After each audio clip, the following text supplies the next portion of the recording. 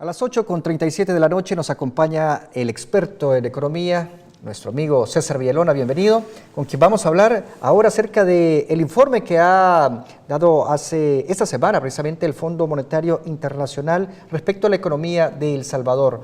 Para entrar en materia, quizás comenzar y poner en contexto también a la teleaudiencia, ¿qué es el FMI?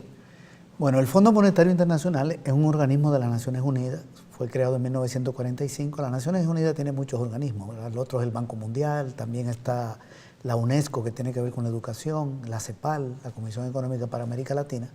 Entonces el fondo es un organismo que, como lo dice su nombre, tiene recursos, por eso se llama fondo, maneja dinero. Y el dinero que tiene el FMI proviene de la aportación de los estados que pertenecen al fondo. La mayoría de los países están en el fondo. Hay algunos países que no pertenecen, como Cuba, pero la mayoría de los países del mundo pertenecen y le dan una cuota. Entonces maneja un fondo de dinero, mucho dinero. Y su misión principal es garantizar que los gobiernos paguen su deuda con la banca, ya sea la externa o la interna.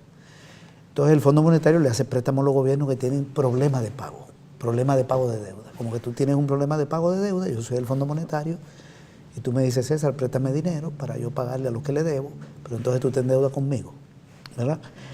Y el fondo generalmente pone condiciones para hacer los préstamos. Cuando le presta a un gobierno, firma un acuerdo de 1 año o un acuerdo de 3 años, le llaman de facilidad ampliada, y por lo general las condiciones son, bueno, te voy a prestar para que pague la deuda, pero auméntame los ingresos. Las medidas generalmente son lesivas para los consumidores, es subir IVA, impuesto al consumo, o recortar gastos como subsidio, empleo. Generalmente donde el fondo interviene prestando para que los gobiernos paguen y le pone un programa, afecta a los intereses populares. Esa es la tradición histórica, pero su interés es que el gobierno pague la deuda.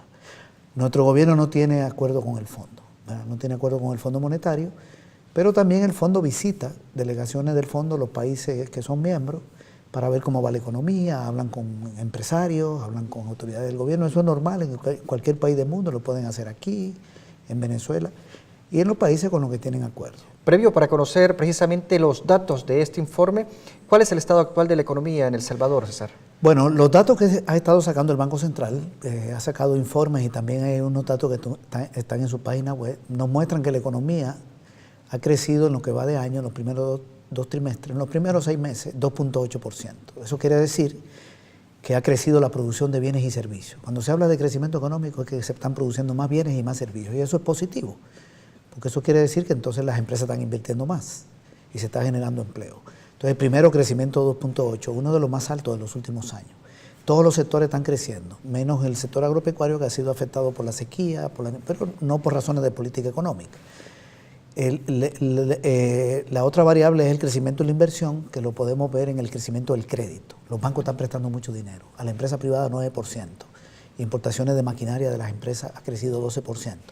Tenemos inflación baja, va en 1 en los primeros 10 meses, estabilidad de precios, y una banca sólida, con muchos préstamos, mucha liquidez, poca mora y la tasa de interés estable. Y se han generado 12.000 puestos de trabajo hasta julio. Con estos datos, César, entonces, ¿cuál es el informe que refleja esta visita técnica del FMI? Fíjate que yo te acabo de dar los datos oficiales, ¿verdad? Y fíjate lo que dice el informe del Fondo Monetario. Yo lo quisiera leer porque aquí tengo el comunicado que sacó la misión, que estuvo del 12 al 16 acá. Ellos dicen que la economía creció 2.8 en términos reales durante la primera mitad de 2018. Es decir, el dato que yo acabo de dar, que del Banco Central está reconociendo un crecimiento. La inflación se mantuvo baja. ¿Por qué dice baja? Porque un país que tiene una inflación de 1% tiene una inflación baja. La inflación es baja cuando no llega a 2 dígitos, cuando no llega a 10. Aquí es bajísima. La posición fiscal fue mejor que la esperada. O sea, el gobierno está recaudando un 7% más que el año pasado. En parte por la necesidad fiscal y en otra parte por el crecimiento económico de la venta de las empresas. Dice que los bancos están sólidos y que el crecimiento del crédito se ha acelerado. Todo lo que yo te acabo de decir previamente lo repite el FMI. Pero el FMI entonces lo que está reconociendo, los datos del gobierno, que no lo quieren reconocer aquí gente vinculada a Arena o a sectores empresariales como los que están dominando el ANEM. Siempre hay críticas. Entonces aquí hay un buen informe. Y lo otro es que el FMI hace algunas recomendaciones.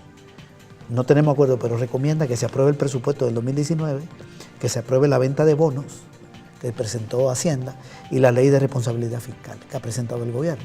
Entonces las 3 recomendaciones van dirigidas a la oposición, ¿verdad? Arena de los votos para el presupuesto, porque es la que lo puede trabar, los bonos para que el nuevo gobierno no tenga una deuda tan grande, y también la ley de responsabilidad que la elogia.